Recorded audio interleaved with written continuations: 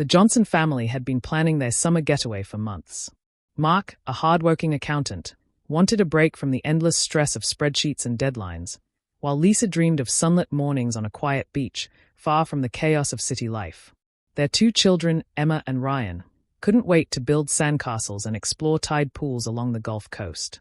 When they finally arrived at the beach house, nestled between dunes and thick coastal foliage, they were struck by how peaceful it felt. The house seemed almost untouched by time, with its weathered wooden porch, creaking shutters, and the gentle roar of waves in the distance. At first, everything felt idyllic. The family unpacked their bags and wandered along the shoreline, letting the salty breeze whip through their hair. Lisa spread out a blanket on the sand while the kids ran ahead, chasing seagulls and collecting seashells. Mark set up a small camera to capture the first moments of their vacation, laughing as Emma posed dramatically with her bucket and spade. From the outside, it looked like a perfect summer day, one that any family would want to remember forever. But there was something unusual about the isolation. The nearest neighbor was more than a quarter-mile away, and the road leading to the beach house was narrow and overgrown, rarely used by outsiders. While the seclusion was part of the appeal, it also gave the house an eerie quality. As the sun dipped toward the horizon, casting long shadows across the sand, Mark noticed that the wind carried strange whispers, almost like muffled conversations, though there was no one else around. Lisa brushed it off as imagination, telling herself the beach simply had its own rhythm. Inside the house, everything was pristine yet strangely impersonal. Old furniture, a few framed photographs of previous occupants, and a small collection of books filled the shelves. The kitchen smelled faintly of salt and old wood, and the windows were thick with sand blown in from the stormy Gulf winds. Despite the cozy appearance, the Johnsons felt a subtle chill that they couldn't explain. Emma complained about feeling watched, while Ryan kept glancing nervously at the sliding glass doors that opened to the beach. Mark and Lisa laughed off their children's comments, attributing them to overactive imaginations fueled by the excitement of the new surroundings. By nightfall, the family had settled in, lit the fireplace, and shared a quiet dinner. The only sounds were the lapping waves outside and the occasional hoot of an owl. It was during these first hours that the beach house's isolation began to weigh on them, a quiet tension they couldn't quite name. The front door's lock clicked repeatedly in the wind, and the shadows cast by the flickering fire seemed to twist and stretch across the walls in unnatural ways.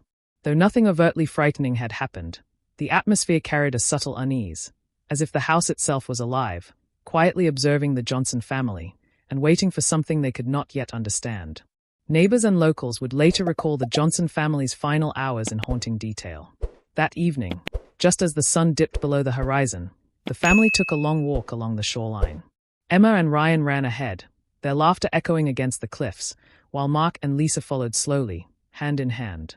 They seemed perfectly normal, joking and pointing out unusual shells or small crabs scuttling near the surf. Tourists and locals passing by would later describe the scene as picturesque, an ordinary family enjoying a summer evening, but no one realized it would be the last time they'd see them. What made the last sightings so eerie were the subtle oddities that went unnoticed at the time.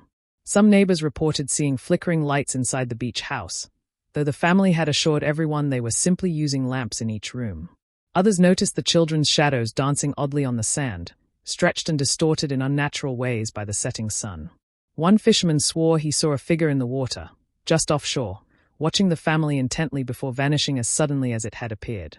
At the time, no one thought much of it, but these strange observations would later take on a far more sinister significance. The next morning brought the first real shock. The beach house appeared completely normal from the outside, the windows intact, doors locked, and the car still parked in the driveway. But inside, there was no one. The beds were unmade, the breakfast dishes still on the counter, and the children's toys left scattered across the living room floor. Mail had begun to pile up outside the front door. It was as if the Johnsons had simply evaporated during the night. Panic started to spread among locals who had become fond of the quiet, friendly family over the week. Authorities were called immediately, and the first responders described a scene that defied explanation. There were no signs of a struggle, no broken furniture, no forced entry, no footprints leading away from the property, and no trace of the family on the surrounding beach. The sand along the shoreline was completely undisturbed except for a few faint marks that ended abruptly, as if someone had simply disappeared mid-step. For investigators, this was the beginning of a baffling puzzle that seemed to mock every conventional explanation of disappearance. Even years later, Those who had last seen the Johnsons recalled the unsettling feeling that lingered along the coast. Some swore they could still see faint outlines of the family walking along the beach at dusk, like shadows trapped in time. Others mentioned hearing laughter or whispers carried by the wind, echoing across the dunes.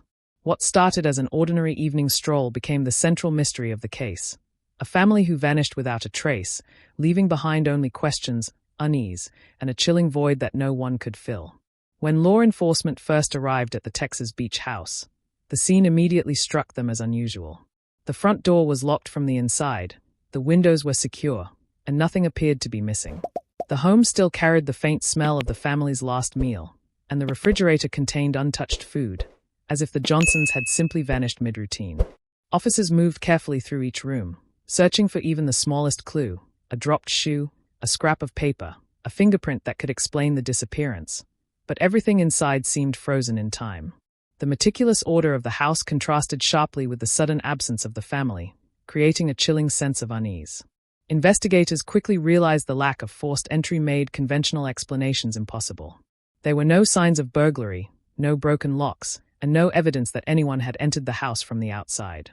Surveillance footage from nearby stores showed no suspicious activity, and neighbors reported nothing out of the ordinary, aside from the family's last evening walk along the shore. For the detectives on the scene, it was as though the Johnsons had been erased from existence, gone without a single trace to follow. Inside the house, even the smallest details took on a sinister quality. A half-finished puzzle lay on the dining table, with pieces scattered as though someone had been interrupted. Children's toys sat where the kids had left them, and a cup of coffee sat steaming on the counter, though it had obviously been there for hours.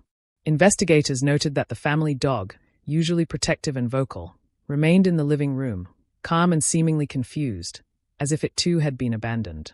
Every untouched item raised more questions than answers, deepening the sense that something unnatural had occurred. Police also began interviewing neighbors and locals who had been in the area. People described odd happenings the night before, strange lights flickering near the shoreline, muffled whispers carried on the wind, and the sense that someone, or something, was watching from the dunes. While some dismissed these accounts as imagination or exaggeration, the frequency of these reports worried the investigators. Even the most skeptical officers felt a creeping unease, sensing that the family's disappearance was tied to more than a simple misadventure. As days turned into weeks, the investigation expanded beyond the immediate area. State police and FBI agents were called in, scouring the beach, nearby marshlands, and surrounding roads for any sign of the Johnsons.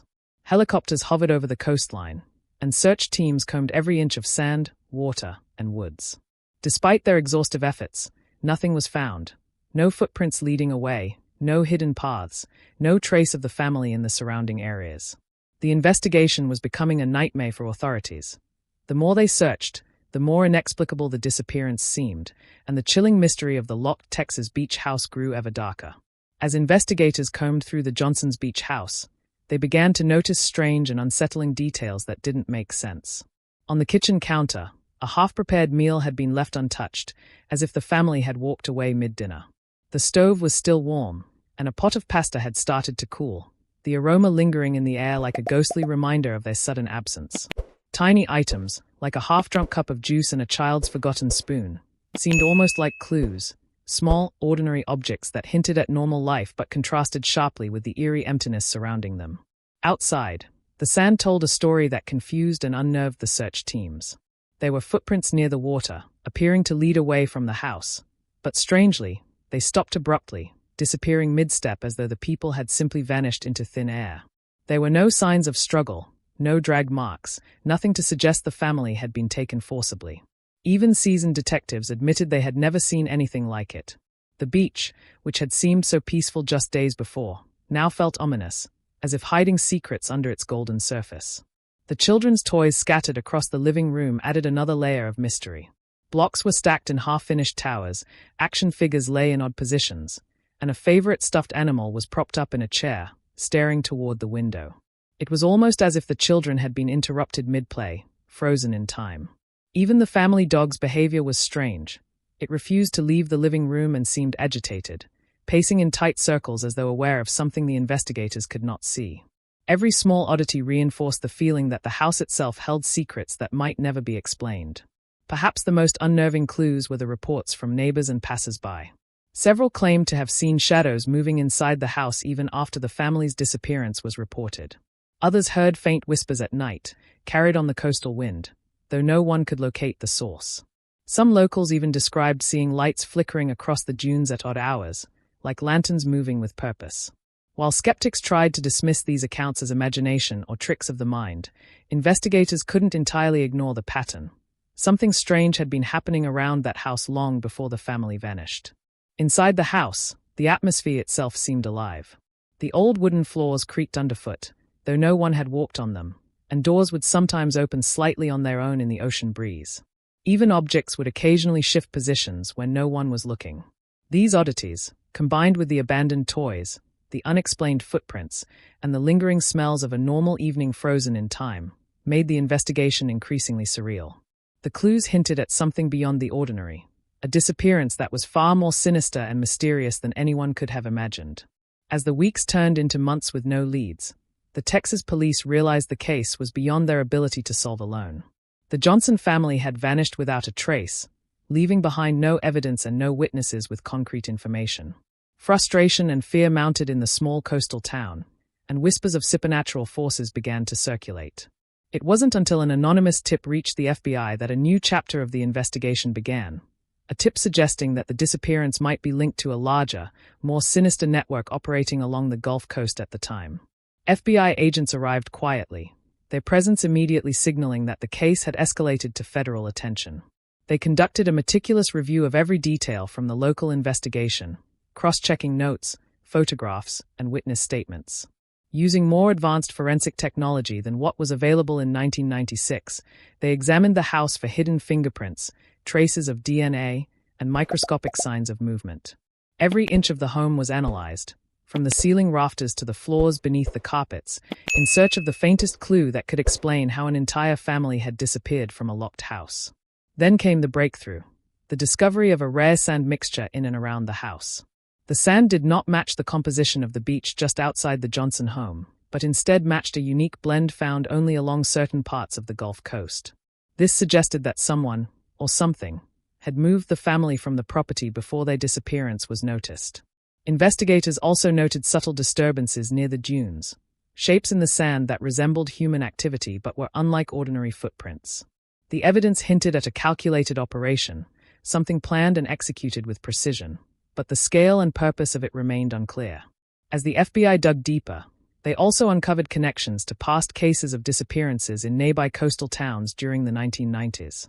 Patterns began to emerge, families vanishing near isolated beaches, strange lights reported offshore, and faint, inexplicable traces of sand or soil in the homes left behind. Profilers suggested that whoever was responsible had an intimate knowledge of the area and the ability to move people without leaving conventional evidence. The idea that this could be the work of an organized group or a methodical individual operating in secrecy added a chilling dimension to the investigation, amplifying the sense of dread surrounding the once peaceful beach house. With the FBI's involvement, the case gained national attention, drawing the interest of journalists, researchers, and armchair detectives across the country. Every new report and piece of evidence fueled public fascination and fear. Some speculated about human trafficking, others about cult activity, while a few even suggested the unexplainable, forces that science could not yet define. The Johnson family's disappearance, once a local mystery, had become a puzzle that haunted the entire nation, and every new clue discovered by the FBI only deepened the question. What really happened to them on that quiet Texas beach in 1996? Long before the Johnsons arrived, the area surrounding the beach house had a reputation steeped in eerie tales and whispered warnings. Locals often spoke of a phantom ship that appeared along the Gulf Coast on moonless nights, its sails glowing faintly before vanishing without a trace. Some said it was a harbinger of disappearances, a spectral vessel that claimed those who ventured too close to the shoreline after dark. While most dismissed these stories as old fishermen's superstitions, investigators could not ignore the number of unusual events reported in the area, especially those occurring near the Johnson family's vacation. Stories of the haunted coastline were not limited to the phantom ship. Residents spoke of strange lights flickering along the dunes, like lanterns moving independently across the sand. Witnesses described low whispers that floated on the ocean breeze, impossible to trace to any source. Dogs would bark frantically at nothing, and children would claim they saw shadows following them along the beach. These accounts had been passed down for decades, creating an aura of fear around the otherwise picturesque stretch of Texas coast. Some locals avoided the area entirely after sunset, fearing the unknown forces that supposedly lingered near the Johnsons' beach house. Even during the day, the legends seemed to manifest in subtle ways. Storm clouds would gather quickly, often localized over the beach house, bringing sudden gusts of wind that scattered sand in unnatural patterns. Boats that ventured near the shore sometimes reported compasses spinning wildly, engines failing, or fog rolling in so thick that returning to port became nearly impossible. Old-timers in the town whispered that the waters themselves were cursed, claiming lives or spirits that could not rest. While skeptics dismissed these tales, they could not explain why the Johnson family had vanished from a locked house with no footprints or signs of struggle. The FBI, while skeptical of supernatural explanations, could not ignore the coincidence of these legends. In their interviews with locals, they noted the consistency of the stories over decades, suggesting that the tales were rooted in repeated, unexplained events rather than mere folklore. Detectives began to map disappearances and unusual phenomena along the coast, finding that many aligned with the locations described in the ghost stories. The beach house, isolated and surrounded by dunes and tidal flats, seemed to occupy the epicenter of this mysterious activity, a place where reality and legend intertwined in ways that defied ordinary logic. Even after years of investigation, the local legends added a haunting dimension to the Johnson case. Families who had visited the beach reported strange occurrences long after the disappearance, including lights in empty rooms, soft footsteps on empty porches, and fleeting glimpses of shadowy figures in the sand. Some theorists suggested that the Johnsons had fallen victim to forces beyond human understanding, trapped between the real and the supernatural. The stories gave investigators chills, reminding them that in this remote part of Texas, the ordinary laws of cause and effect might not always apply, and that some mysteries were born from the land itself. It wasn't until 27 years later that the Johnson case took a dramatic turn. The FBI, still following leads and revisiting cold tips, received information about a storage unit in Houston that had been abandoned for years. Inside the dusty, dimly lit space, agents found a cardboard box that bore the family name. It was heavy, worn, and covered in layers of grime, as though it had been left untouched for decades. The contents were chilling: personal belongings, family photographs, letters, and even a small brass key, tarnished but intact. The moment the box was opened, investigators felt an unsettling presence, as if the very air carried the echoes of the family's disappearance. The photographs inside the box were particularly haunting.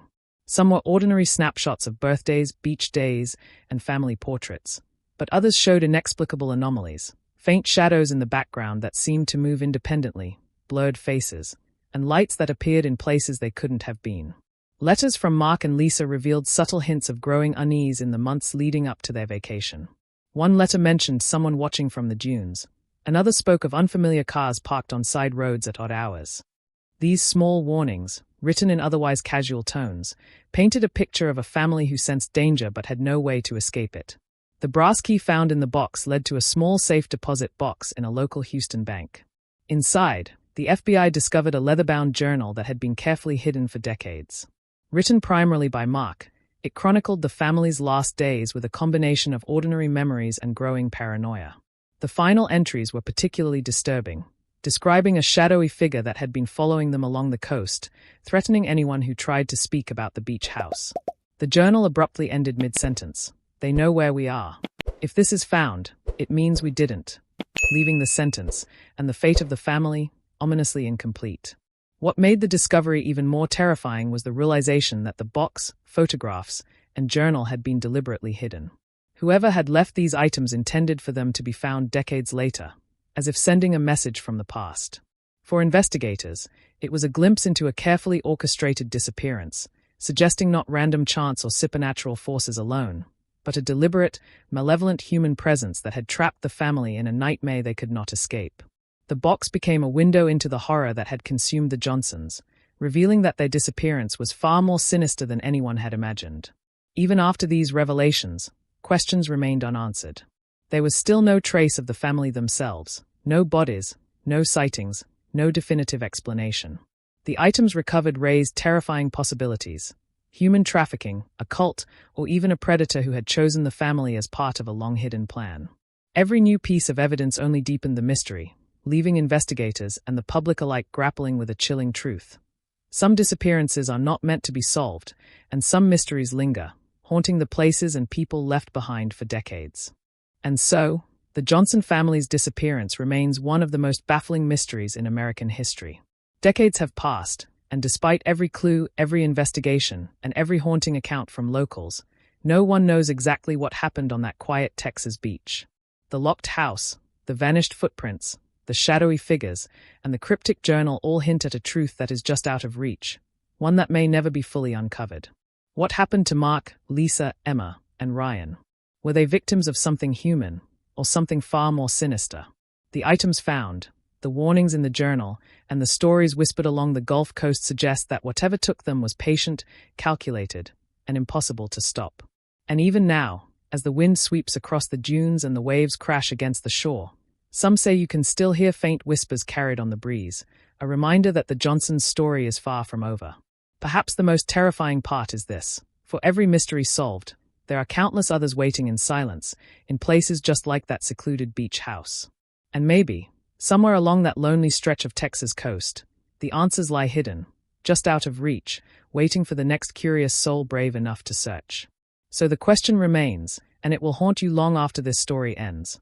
What really happened to the Johnson family, and could it happen again?